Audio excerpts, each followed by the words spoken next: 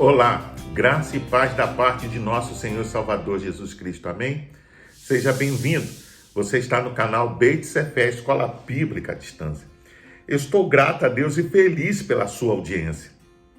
Nós estamos estudando a revista Palavra e Vida da Convenção Batista Fluminense, cujo tema central para esse trimestre será Liberdade, lições do Pentateuco para os nossos dias.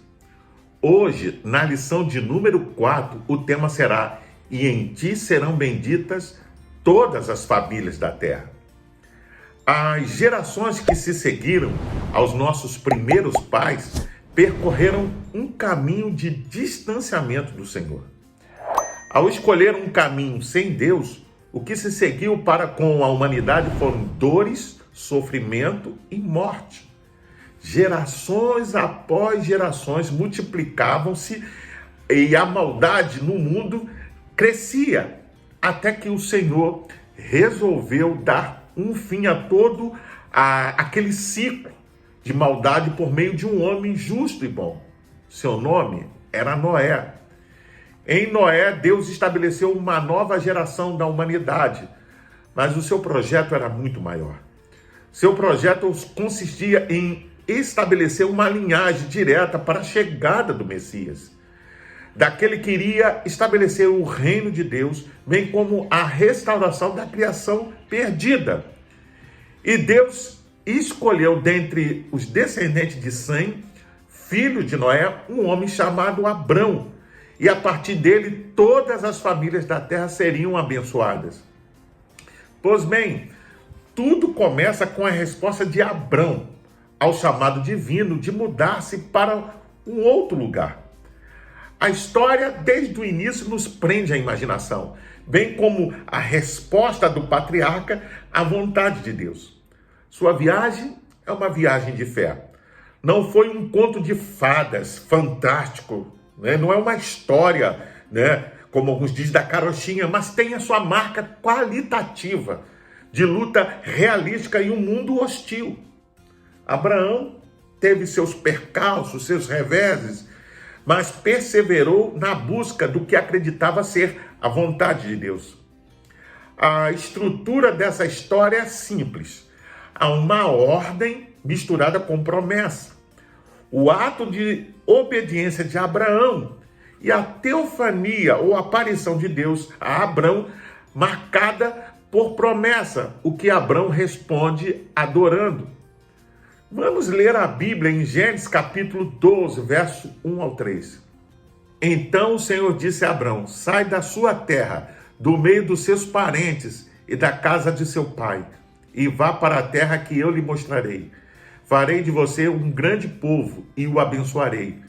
Tornarei famoso o seu nome e você será uma bênção. Abençoarei os que o abençoarem e amaldiçoarei os que amaldiçoarem. E por meio de você, todos os povos da terra serão abençoados. Vamos orar? Pai, nós te louvamos, ó Deus, e te agradecemos mais uma vez pelo privilégio de estudar a tua palavra. Te pedimos, ó Deus, que o teu Espírito Santo venha iluminar o nosso entendimento para que possamos ouvir a tua voz e não só aprender com ela a tua palavra, mas possamos também ser obedientes, como foi Abraão, ó Pai. Muito obrigado por tudo, em nome de Jesus. Amém.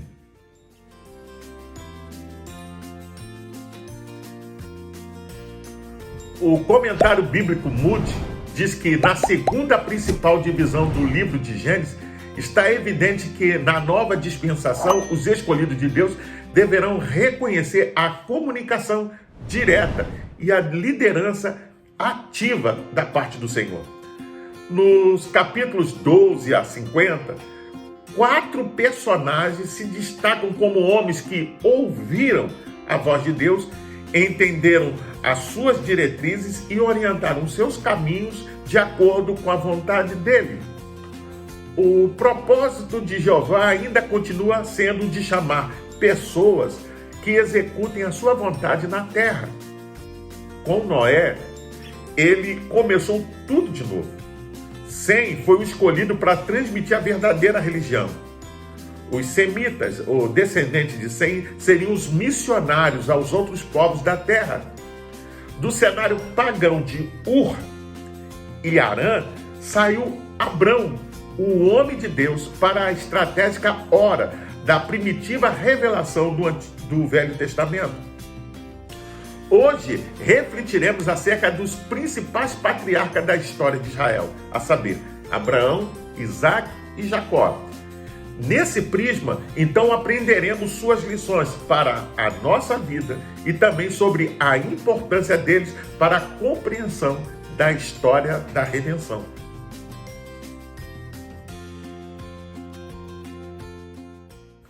Abraão tinha uma fé notável e foi um dos homens mais importantes da história.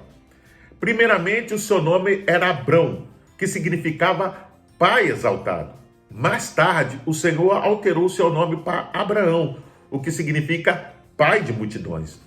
A promessa de Gênesis capítulo 3, verso 15, segundo a qual afirmava: "E porei inimizade entre ti e a mulher, e entre a tua semente e a sua semente, esta te ferirá a cabeça e tu lhe ferirás o calcanhar", passou a ter relação direta com Abraão. Deus o separou do seu ambiente pagão em Ur dos Caldeus, lhe fez promessas, tanto pessoais como também universais. As promessas eram estas: que lhe seria dada uma terra, Canaã, que seria o pai de uma grande nação, Israel, que por meio dessa nação todas as nações seriam abençoadas. Vamos ler a Bíblia em Mateus capítulo 1, verso 16 ao 17. E Jacó gerou José, marido de Maria, da qual nasceu Jesus, que é chamado Cristo. Assim, ao todo houve 14 gerações de Abraão a Davi, 14 de Davi até o exílio na Babilônia e 14 do exílio até o Cristo. Como se pode observar, com efeito, o Redentor prometido em Gênesis 3,15 viria de uma nação descendente de Abraão. Assim, Deus chamou um homem para começar o cumprimento de sua promessa. E por intermédio desse homem, Deus abençoou o mundo inteiro. O chamado de Abraão deveu-se totalmente à graça de Deus, onde as bênçãos da aliança emergiram totalmente da bondade do Senhor. Não resta dúvida, porém, que foi necessário muita fé por parte de Abraão para responder a essas promessas, uma vez que ele não tinha filhos, pois ele e sua esposa eram idosos. Vamos ler a Bíblia em Romanos, capítulo 4, verso 16 ao 18. Portanto, a promessa vem pela fé, para que seja de acordo com a graça e seja assim garantida a toda a descendência de Abraão. Não apenas aos que estão sob o regime da lei, mas também aos que têm a fé que Abraão teve. Ele é o pai de todos nós. Como está escrito: eu o constituí pai de muitas nações. Ele é nosso pai aos olhos de Deus, em quem creu, o Deus que dá vida aos mortos chama à existência coisas que não existem, como se existissem. Abraão, contra toda esperança, em esperança creu, tornando-se assim pai de muitas nações, como foi dito a seu respeito: assim será a sua descendência. Abraão era um homem de tamanha persistência. Percorreu uma jornada fiel. Por 25 anos, ele se manteve alinhado com Deus. Até que, finalmente, ele, aos 100 anos de idade, e sua esposa, aos 90 anos de idade, tiveram um filho. Aprendemos por meio da vida de Abraão que Deus sempre associa bênção à obediência. Mesmo quando ele não descreve todos os detalhes de como pode ser essa bênção. Embora Abraão jamais tenha imaginado o modo surpreendente como Deus cumpriria o que prometeu nessa aliança, ele sempre confiou no Senhor. Você também teria a fé para obedecer a Deus incondicionalmente, como fez Abraão? Como vimos acima, Deus cumpriu sua promessa na vida de Abraão, dando-lhe um filho. Seu nome era Isaac. Ele era o filho da promessa, o qual é considerado um dos patriarcas de Israel.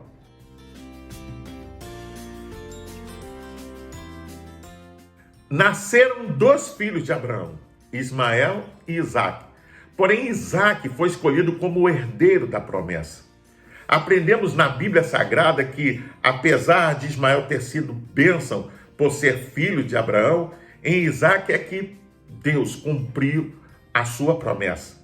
Ismael era filho da precipitação de Sara em relação à promessa, portanto, era filho da carne, enquanto que Isaque era o filho da promessa.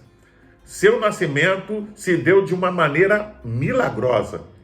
O nome Isaque significa ele ri, ou simplesmente riso. Uma referência não só ao riso cético de Sara em resposta à promessa de um filho criado por Deus, mas também ao seu riso alegre quanto ao nascimento de Isaque. Isaque reproduziu o mesmo que Abraão, seu pai. Antes foi um homem de fé e um instrumento de bênção. Deus lhe repete as mesmas promessas feitas a Abraão. Você vê isso no capítulo 26 de Gênesis, versículo 24 e 25. O nascimento de Isaque é símbolo e um tipo do nascimento de Jesus. Sua ida ao monte para ser sacrificado e seu resgate da morte apontam para o sacrifício de Jesus. Ou seja, a clara e perfeita promessa de Deus em Gênesis 3,15. Podemos observar claramente Deus conduzindo a história da redenção por meio da vida de Isaque. Vamos ler a Bíblia em Hebreus capítulo 11, versos 17 ao 19. Pela fé, Abraão, quando Deus o pôs à prova, ofereceu Isaque como sacrifício. Aquele que havia recebido as promessas estava a ponto de sacrificar o seu único filho, embora Deus lhe tivesse dito: por meio de Isaque, a sua descendência será considerada. Abraão levou em conta que Deus pode ressuscitar os mortos e, figuradamente, recebeu Isaque de volta dentre os mortos. O comentário bíblico Moody diz que de Gênesis 22 vemos a fé de Abraão quando ofereceu Isaque no Monte Moriá. A fé de Abraão foi posta à prova em pelo menos dois modos. Primeiro, exigiu-se que ele oferecesse a Deus o melhor e a mais querida de suas possessões. Segundo, exigiu-se que ele oferecesse a Deus o filho da promessa. O futuro de Abraão só estava assegurado mediante Isaque. Se Isaque tivesse de morrer, o que seria da promessa de Deus a Abraão? Ao fazer a sua oferta, Abraão demonstrou de modo prático sua confiança em que a morte não era problema para Deus. A morte não pode ser uma barreira nem impedimento para Deus cumprir a promessa da aliança. Deus era poderoso até para ressuscitá-lo dos mortos. Figuradamente, em parábola, semelhança como se Isaque tivesse realmente retornado dos mortos, ou seja, uma ressurreição, tal qual ocorreu com Jesus. Por sua vez, Isaque teve dois filhos, Esaú e Jacó. Esaú era o filho mais velho, porém foi rejeitado por não ter dado devido valor às promessas de Deus. Assim, Jacó foi escolhido como portador da bênção. E, de fato, foi ele quem herdou a bênção da primogenitura, bem como a herança da promessa de Deus. Portanto, o caráter desses dois filhos revela-se pela atitude ante essa promessa. Como você reage às promessas de Deus? Você as trata com desprezo, como fez Esaú, ou toma posse delas e as observa consoante fez Jacó?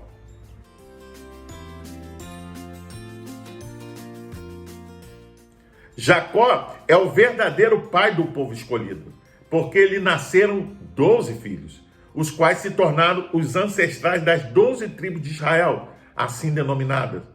Ele é um verdadeiro tipo da nação, quanto ao caráter e experiência dela. Vemos em Jacó o poder da graça de Deus, pois seu nome significava um suplantador ou um enganador. Às vezes, ao lermos as histórias de Jacó, temos os nossos sentimentos divididos. Por vezes nos sentimos confortados, mas não poucas vezes podemos nos sentir confusos. Podemos olhar para muitas de suas decisões com desconfiança, surgindo então a pergunta: como Deus escolheria um homem com um caráter tão duvidoso como Jacó?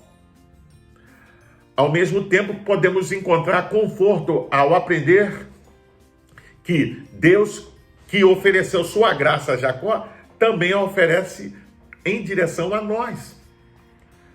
Há um episódio em que Jacó se viu lutando com Deus, quando resolveu transpor o val de Jaboque. Você pode conferir isso em Gênesis capítulo 32. A partir dessa experiência, a vida de Jacó foi marcada e transformada para sempre. Ele não somente teve o seu nome mudado para Israel, mas seu caráter também foi mudado, pois de enganador passou a ser chamado de Israel, o campeão de Deus. Que mudança! Por meio dessa luta sobrenatural, a qual Jacó travou com Deus, encontramos um tipo de esforço necessário que precisamos ter na vida cristã, principalmente em nossa vida de oração. Vamos ler a Bíblia no livro de Gênesis, capítulo 32, versículo 26 ao 30. Então o homem disse: deixe-me ir, pois o dia já desponta. Mas Jacó lhe respondeu: não te deixarei ir, a não ser que me abençoes. O homem pergunta: qual é o seu nome? Jacó, respondeu ele. Então disse o homem: seu nome não será mais Jacó, mas sim Israel, porque você lutou com Deus e com homens e venceu. Prosseguiu Jacó: peço-te que digas o teu nome. Mas ele respondeu: por que pergunta o meu nome?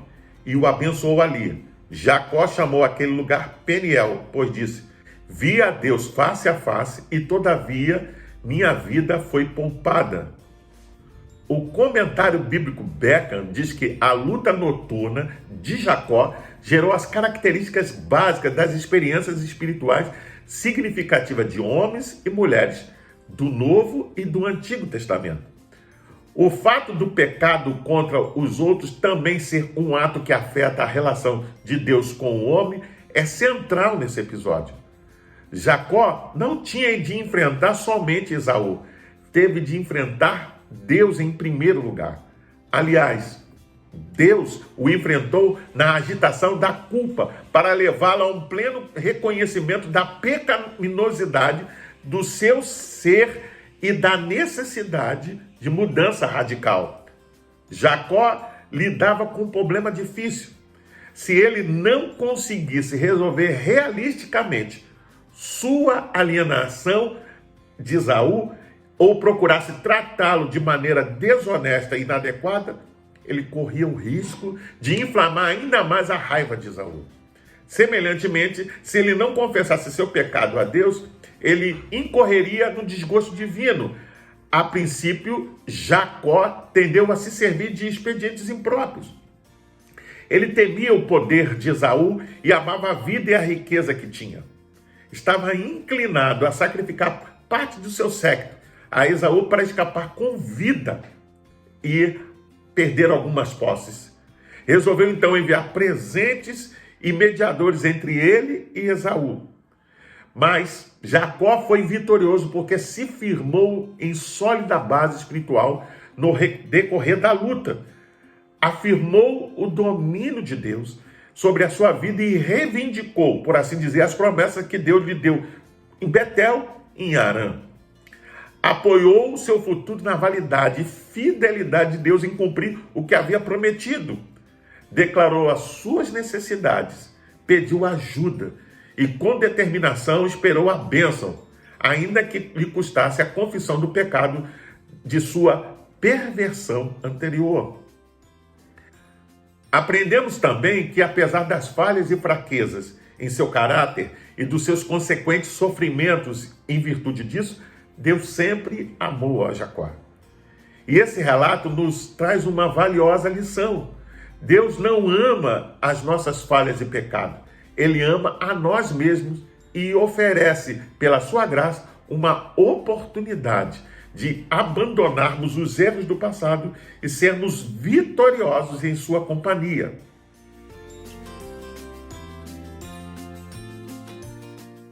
Por fim, vemos que todos os eventos até agora tinham sido descritos e mostram cada vez mais o distanciamento da humanidade do seu Criador.